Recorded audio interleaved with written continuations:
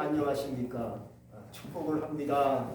오늘도 하나님에 대한 말씀을 통해서 주님의 음성을 꼭 들을 수 있기를 주의 이름으로 축복합니다.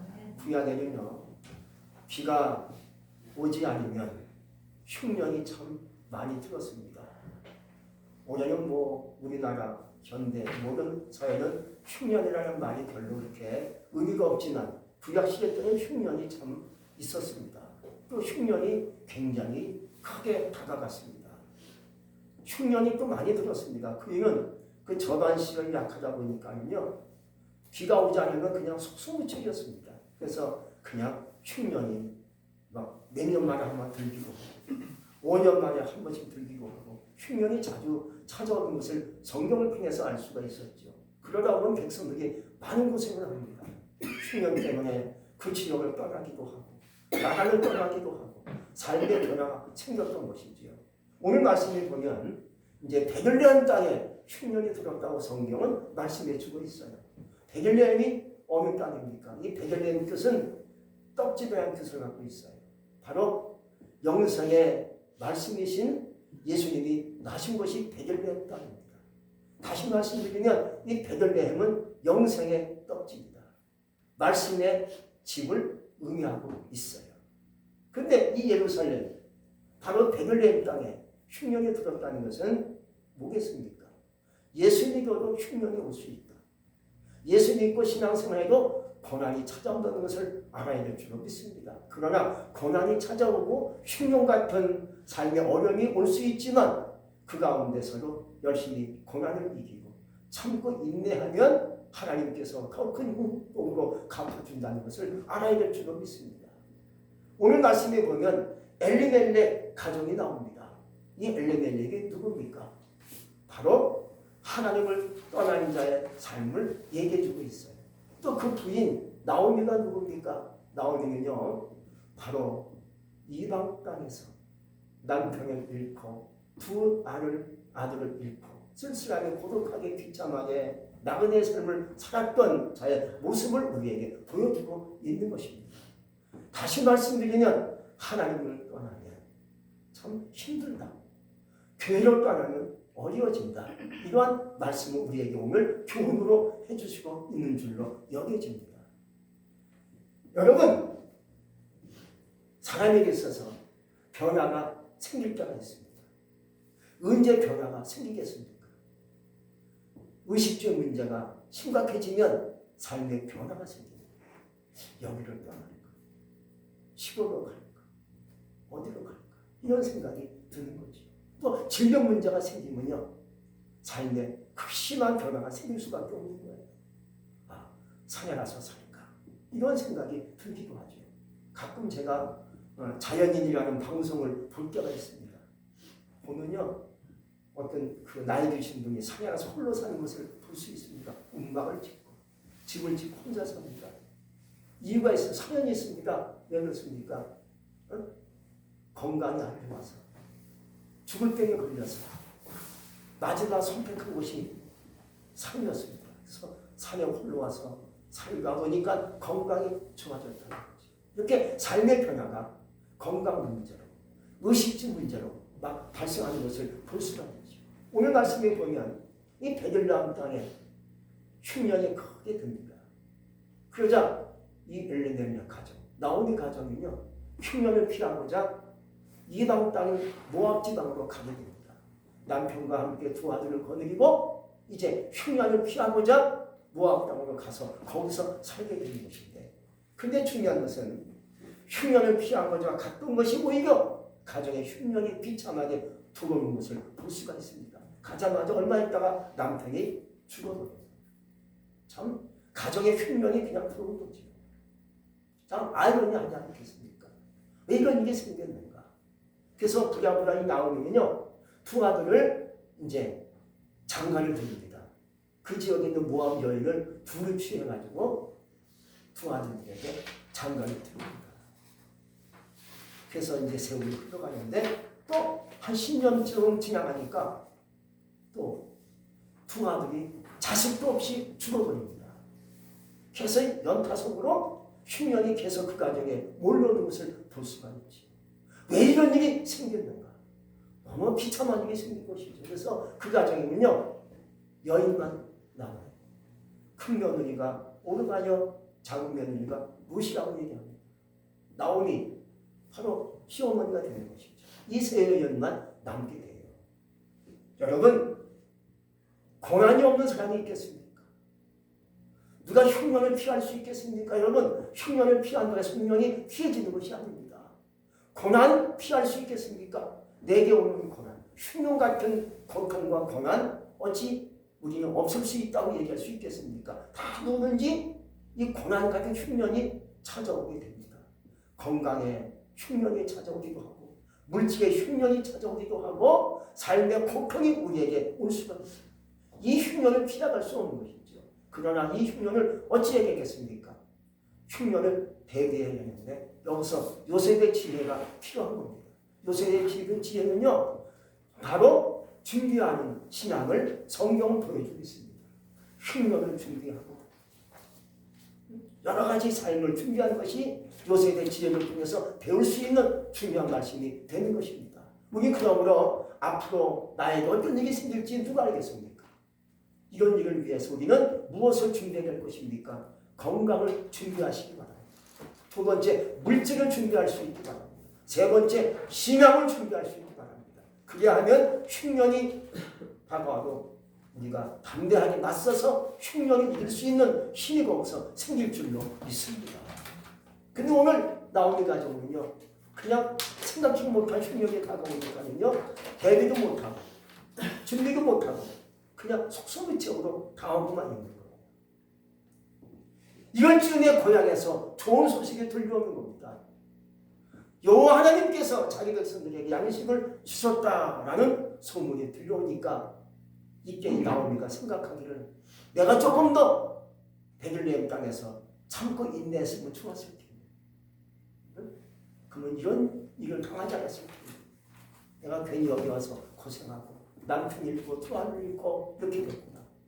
너무 비참하고 처참하고 후회스러운 거예요. 그렇지만 그래도 늦은 것 같지만 나오미는 결심을 합니다. 어떤 결심을 하는 것입니까? 다시 돌아가리라. 할렐루야. 내가 돌아가리라. 하나님의 땅으로 돌아가리라. 백일년 땅으로 돌아가리라. 주님 곁으로 돌아가리라. 주님께로 가리라. 하나님의 거룩한 교회로 돌아가리라. 이런 결심을 하게 됩니다. 누가복음에 보면요 탕자의 얘기가 나와요.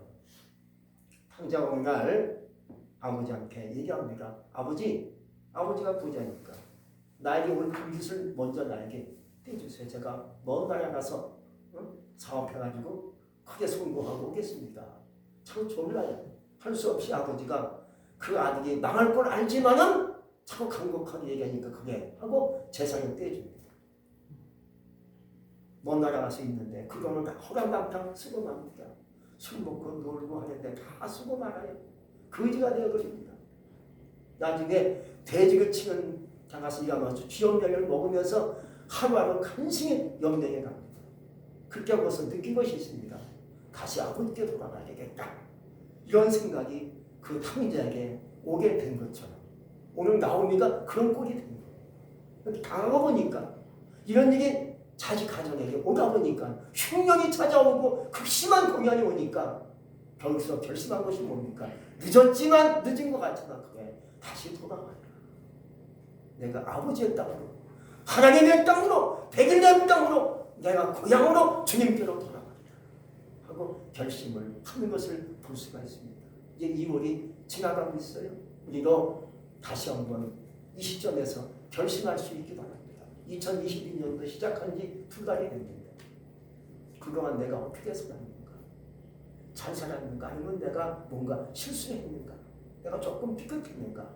그렇다면 거기서 다시 한번 우리 마음을 이렇게 새롭게 다지면서 사모를 준비하는 마음을 가지고 여러분들이 결단하고 준비하며 나갈 수 있기를 주의 이름으로 축복합니다. 이제 나오면요 백일년 땅으로 가기 위해서 정리를 합니다. 여러분 새로운 꿈을 갖고 새로운 날을 위하여 가기까지는요 정리를 할 것이 있는 거예요. 고칠 것은 고치고 버릴 것은 버리고 자를 것은 자르고 끊을 것은 끊어야 내가 정리가 되는 것인데 옛날 거 묵은 거 갖고 가면요 저렇게 전쟁할 수 없는 거예요. 무거워서 갈 수가 없는 거예요. 우린 그러므로 이제 하나님 앞에 온전 3월달을 다시 한번 귀하게 시작하기 위해서 정리할 것은 정리할 수 있기 바랍니다. 끊을 것은 끊고 버릴 것은 버리고 그래서 정리하고 새롭게 나가야 힘차게 내일을 향해서 나갈 수가 있는 것이죠. 오늘 나오면 무엇을 정리하시는 겁니까? 무엇을 정리하려고 말하는 겁니까? 두 며느리를 정리하는 겁니다. 이렇게 얘기합니다. 내 딸들아 이제 고향으로 돌아가라. 너희 어머니 품으로 가라 하고 울면서 얘기합니다. 그러자 오르바 두 여인은 어머니는 안 가겠어요. 어머니와 함께 끝까지 가겠어요. 울면서 안 가겠게 얘기합니다. 그러나 나오미 얘기합니다. 딸들아 가라. 나에게 더 이상 희망이 없다. 나에게 아들이 없다. 가라 하고 얘기하니까 할 수 없이 오르바 큰 며느리가 나오미에게 입 맞추고 떠납니다. 근데 룻은 안 떠나요? 안 떠납니다. 저는 안 가겠어요. 하고 이런 고백을 합니다. 어머니가 가는 곳에 저도 함께 갑니다. 어머니께서 유숙하는 곳에 저도 함께 유숙할 것입니다. 어머니 백성 내 백성이 됩니다. 어머니 하나님 나의 하나님이 될 것입니다. 어머님이 죽으신 곳에 나도 가서 함께 죽어 장사될 것입니다. 라고 막 강력하게 울면서 고백합니다. 나오미가 이 말을 들으니까 도저히 나오미를 보낼 수가 없는 거예요. 그래서 알았다. 함께 같이 돌아가고 함께 베들레헴 땅으로 이제 오는 것을 볼 수가 있습니다. 그렇다면 이렇게 어찌 룻이 이런 마음을 먹을 수 있었겠는가? 그냥 우연찮게 하다 보니까 이런 마음을 먹었겠습니까? 그게 아니라고 봅니다. 첫째로 한 마음을 품었다는 거예요. 오직 한 개. 내가 한번 마음 먹었으면 그 길로 가겠다는 것이 룻의 마음이었던 것 같아요. 사람은 살다보면 아침 마음 다르고 저녁 마음 다르다고 자꾸 마음이 변하기도 하죠. 오늘은 학교에 하다가 내일 가니까 못할 것 같아요 하고 인간의 마음이 변하는 것이 기본적인 상식이죠. 근데 이 룻은요 오직 한 개. 한번 마음 먹었으면 그 길로 가는 거예요. 사도 바울이 그랬습니다. 오늘 룻 여인이 그러했습니다. 우리도 한 마음을 가지고 하나님의 전으로 왔습니다. 끝까지 가는 거예요. 할렐루야. 끝까지 가보겠어요. 신앙이 그런 것이고요. 성공자의 모습은 바로 그런 거예요. 누가 성공하겠습니까? 한 가지 마음을 품고 끝까지 가는 자에게 결국은 좋은 날이 옵니다. 축복의 역사가 나에게 임하게 되겠습니다. 한 마음을 품고 여러분들이 열심히 전진하며 나갈 수 있기를 주의 이름으로 축복합니다. 두 번째는요, 이 룻은요 먼저 시어머니를 마음속에 품었다는 거예요. 이처럼 룻은 나오미의 그 마음을 품고 갈 수 있었겠습니까? 하나님을 알았던 거예요. 하나님 역사를 깨달은 거예요. 은혜를 받은 거예요. 시어머니라는 존재, 부담이 되는 존재입니다. 우리 시어머니가 며느리를 딸같이 여기고 잘해줘도요 역시 시어머니는 시어머니. 아무리 잘해줘도요 시어머니는 거북합니다. 부담이 돼요 안 돼요? 부담이 되고 뭔가 이게 잘 안 거북한 거예요.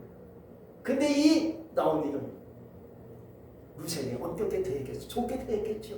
룻은 어떤 마음을 먹었길래 끝까지 가겠다고 얘기하는 겁니까? 나오미에게 또 다른 아들이 있는 것도 아니에요. 은혜를 받았다는 거예요. 할렐루야. 어머니를 통해서 은혜를 받았기 때문에 그 은혜가 너무 귀한 거예요. 은혜를 받으니까는요 두려울 게 없어요. 염려할 게 없어요. 누가 나를 막을 자가 없는 거예요. 은혜를 받았으니 여러분 은혜를 받으면요 원수로 친구로 바뀔 수 있어요. 은혜가 있으면요 원망이 안 나오고 감사가 나와요. 은혜가 떨어지면요 좋아하는 대로 서는 괜찮은 것 같은데 마음이 뭔가 좀 찜찜해요. 은혜가 떨어지면요 나름 모르게 괜히 원망이 나와요. 불평이 나와요. 괜히 이웃이 미워져요. 그러나 나에게 은혜가 들어오면요 옆에 있는 친구가 미워도 좋게 보여줘. 다 이해되고 내가 품을 수 있는 마음이 되는 거예요. 그래서 은혜 받는 자를 따라가면 나도 은혜를 받아요. 기도하는 자를 따라가면 나도 기도의 능력을 얻을 수가 있는 거예요. 내가 순종하는 자를 따라가면요 나도 순종하는 사람으로 바뀔 수가 있어요. 내가 예배하는 사람을 따라가면 나도 예배하는 사람이 될 수밖에 없어요. 그러나 거꾸로 원망하는 사람 따라가면 나도 입에서 나도 모르게 원망이 그냥 나오네요. 아침에도 원망, 저녁에도 원망, 자면서도 원망, 괜히 원망이 나와. 습관적으로. 그러나 내가 감사하는 자 따라가면 내 입에서 감사가 팍 터져나와. 엘리사가 엘리야를 따라갑니다. 엘리야가 얘기합니다. 나는 이제 하나님과에 가야 된다. 내가 가는 길 범한 것이다. 따라오지 말아라. 하지만 엘리사님, 선생님은 끝까지 따라갑니다. 따라갈 거예요. 끝까지 쭉 따라갑니다. 마지막에 얘기합니다. 요단강 넘어서서 엘리야가 너는 나에게 무엇을 원하느냐? 갑자기 영광을 원해. 엘리사가 끝까지 따라갔더니는 엘리야가 받았던 능력을 갑절로 받는 역사가 일어나게 됐죠. 여러분, 주님을 끝까지 따라갈 수 있기 바랍니다. 오늘 무슨 나오미의 그 마음을 품고 어머니를 품고 따라가는 거예요. 우리는 이제 예수님을 마음에 품고 주님을 따라갈 수 있기를 주의 이름으로 축복합니다. 빌립보서 2장 5절에 말씀하십니다. 너희 안에 이 마음을 품으라. 곧 그리스도 예수의 마음이니? 라고 성경 우리에게 가르쳐주고 있어요. 우리 끝까지 예수님을 마음속에 품고 난 주님을 놓지 않을래. 주님을 끝까지 따라갈래. 주님은 나의 구세주세요. 나의 영광의 하나님이세요. 나의 빛이세요. 구원의 주님이세요. 나의 만왕의 왕이 주님이세요. 하고 주님을 내 마음에 품고 따라가면 하나님께서 나를 끝까지 천국까지 인도하실 줄로 믿습니다. 세 번째는요, 이타적인 마음을 가졌다는 겁니다. 무슨 이기적인 마음이 아니라 이타적인 마음을 가졌어요. 오늘날은 사람들이 다 이기적인 삶으로 막 치닫고 있어요. 자기만 생각해. 남 생각하네. 그래서 세상은 지금 행복할 수 없는 거예요. 서로 이렇게 남을 생각하는 마음이 있어야 세상이 행복하고 사회가 행복하고 즐거운데 그렇잖아요. 자기만 생각해요. 이기적인 마음으로 가니까 세상은 행복할 수 없는 거예요. 나오미와 룻이 베들레헴 땅으로 가보니까 마침 추수왕을 기다렸습니다. 이게 참 놀라운 역사예요. 여러분, 추수라는 것은 양식이 있다는 뜻이에요. 마침 베들레헴 땅에 도착하니까 그 기간이 추수하는 기간이에요. 양식이 있어요, 없어요? 양식이 있는 거죠. 우리가 하나님 앞에 결심을 나가면 하나님 나에게 주실 것을 준비해 놓으시고 나에게 그 준비된 것을 주실 줄로 믿습니다. 우리의 결단이 필요합니다. 우리의 결심이 필요합니다. 나는 끝까지 따라갑니다. 하나님께 기도하리라. 주의 말씀대로 살리라고 결심하면 나에게 벌써 주님이 좋은 것을 준비해 놓고 계세요. 그것은 나에게 주시는 거죠. 룻은 이제 가자마자 일터로 나갑니다. 뭐 하는 겁니까? 이삭을 줍니다. 이삭을 줍니다. 그 밀레에 그 이삭 줍는 여인이 나오죠? 다음 성경 여기서 나오고 이삭을 줍는 거예요. 왜 이삭을 줍는 겁니까? 자기도 먹겠지만 배고픈 시어머니를 먹이시기 위해서 이삭을 줍는 거예요. 이런 며느리가 세상에 어디 있습니까? 어디 있습니까? 바로 그것이 이타적인 마음을 가졌다는 것이고요. 베푸는 마음을 가진 것이 룻의 신앙이었다는 겁니다. 이 지구상에서 가장 아주 사회적인 생물이 있다면 개미라고 얘기합니다. 개미는요, 인간보다 더 아주 분업적인 능력이 뛰어나고요. 그리고 헌신하는 능력이 뛰어나다는 거예요. 인간보다. 그래서 실제로 개미는 굶주린 친구를 그냥 나누는 법이 없대요. 그 이유가 있습니다. 개미는요, 위가 두 개예요. 하나는 개인적인 자기의 위가 하나인 거예요. 또 하나는 사회적인 위가 또 하나인 거예요. 그 위가 두 개예요. 그래서 배고픈 친구가 옆에 동료가 막 배고파하면요, 한쪽 옆에 사회적인 위를 열어가지고 그것에 비축하는 약물을 꺼내서 토해가지고 그 친구에게 먹인다. 이게 개미의 위대한 역할이라는 거예요. 근데 인간의 위가 하나야 두 개예요? 하나죠. 근데 여기 하나님의 언약의 축복이 숨어있어. 비록 내 배를 채우기도 어렵고 힘들고 버겁고 힘들고 내가 하나 살기도 어렵지만 그러나 어려운 이웃을 위해서 내가 함께 도와주고 베푼다면 하나님이 그것을 기억하시고 축복을 하시겠다는 것이 하나님의 언약입니다. 오늘 룻이 그렇게 일을 한 거예요. 자기가 살기 어렵고 힘들고 그렇지만 시어머니를 위해서 이삭을 줍는 거예요. 먹이시기 위해서. 이걸 하나님 보시고 룻을 막 축복하기 시작합니다. 할렐루야. 하나님 축복 어떻게 역사할지 몰라요? 우리 그러므로 나 혼자만 살려고 살지 않길 바랍니다. 누가 힘들게 살고 있는가, 누가 아픈가, 누가 어려움을 겪고 있는가 찾아가서 함께 도와주시기 바랍니다. 그렇게 하나님이 그것을 보시고 하나님께서 말씀하신 대로 나에게 축복을 크게 주실 줄로 믿습니다. 할렐루야. 베푸는 자가 복받는 거예요. 주는 자가 복받는 거예요. 남에게 가서 좋은 것을 주는 자에게 그것을 기억하시고 그것을 심었기 때문에 나에게 100배, 1000배 역사로 축복하실 줄로 믿습니다. 하나님이 룻의 신앙과 결단과 실천을 보시고 룻을 축복하시는데요. 거기서 그 지역에 그 성에 큰 유력한 자, 큰 부자 보아스를 만나요. 보아스를 만나가지고요. 이제 나오미 가정이 원래 그 땅과 재산이 있을 수 있겠지요. 근데 남자가 없으면요, 그 재산이 친척에 있는 남자에게 갑니다. 구약은요, 상속의 남자에게 딸에게 이어지지 않아요. 나오미는 딸도 없고 아들도 없어요. 며느리밖에 없는 거예요. 근데 하나님 역사하시는데요. 이 나오미 가정이 기업 먹을 자를 하나님 역사하십니다. 누가 이 가정에 와서 기업이 되게끔 할 것이냐. 이 말은 이 가정에 와서 이 가정의 아들로서 기업을 이어가게끔 할 것이냐. 그것이 그 당시의 관건이죠. 근데 보아스가 하겠다는 거. 자기의 그 갖고 있는 것을 버리고 나오미 가정에 들어와서 이 가정의 가문의 기업이 되게 하겠다는 거.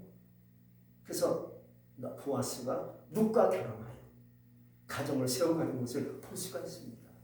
그래서 보아스와 룻이 결혼해요. 거기서 난 아들이 오벳이에요. 오벳을 통해서 이새가 나와요. 이새를 통해서 누가 나옵니까? 다윗이 나오는 거예요. 또 다윗의 후손이 예수님이 아니십니까? 이렇게 가문이 이어지는 거예요. 룻이 어마어마한 일을 하게 된 거죠. 한 번의 결단과 한 마음을 품고 시어머니를 돌보는 그 마음, 기가 막힌 정성 때문에 하나님이 그걸 보시고 룻을 통하여 가정을 세우시고 민족을 세우고 하나님의 뜻을 이루게 하는 여인이 되게 하신 줄로 믿습니다. 우린 그러면 이 아침 시간에, 이 시간에 무엇을 생각해야 될 것인가? 주님의 마음을 품을 수 있기 바랍니다. 그래서 주님이 주신 말씀을 마음속에 품고 그 길로 쭉 걸어가시는 가운데 약속의 축복의 사장이 되시기를 주의 이름으로 축복합니다. 기도하겠습니다. 전능하신 하나님 감사합니다. 우리도 나도 룻과 같은 시간이 되길 원해요. 내가 지금까지 살아왔지만 우리가 주님 앞에 살아왔지만 아직도 우리 마음속에 욕심이 있고 이기적인 마음이 있어서 하나님께 감사보다는 원망이 나올 때가 있어요. 그러나 우리는 이제부터는 한 마음을 가지고 주님을 끝까지 따르면서 감사가 터져나오고 찬양이 터져나오고 이웃을 생각하며 베풀고 선을 베푸는 자가 되게 하여 주시옵소서. 감사합니다. 예수님 이름으로 감사하며 기도했습니다. 아멘.